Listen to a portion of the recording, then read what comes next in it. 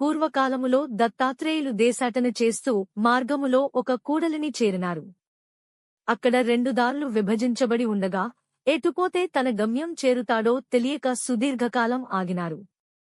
దారిని అడగబోయి సమీప నదిలో చేపలవేటలో మునిగిపోయిన ఒక బెస్తవాణ్ణి చూచారు. 3 సార్లు బిగ్గరగా పిలిచినా స్పందన లేకపోయెను. చివరకు దత్తాత్రేయులు స్వయంగా అతని వద్దకు వెళ్లి కారణము అడిగినారు. బెస్తవాడు వినికిడి శక్తి ఉన్నప్పటికీ తన చిత్తమంతా గాలంపైన చేపపై నిలిపి ఉంచినందువల్ల ప్రపంచమునే మరచిపోయినట్లు చెప్పెను.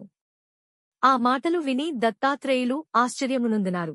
చెప్పలకే ఇతడు చూపిన ఏకాగ్రత, ధ్యానంలో ఉంటే మానవుడు మోక్షాన్ని పొందగలడు అని గ్రహించి ఆ బెస్తవానిని తన గురువుగా అంగీకరించినారు.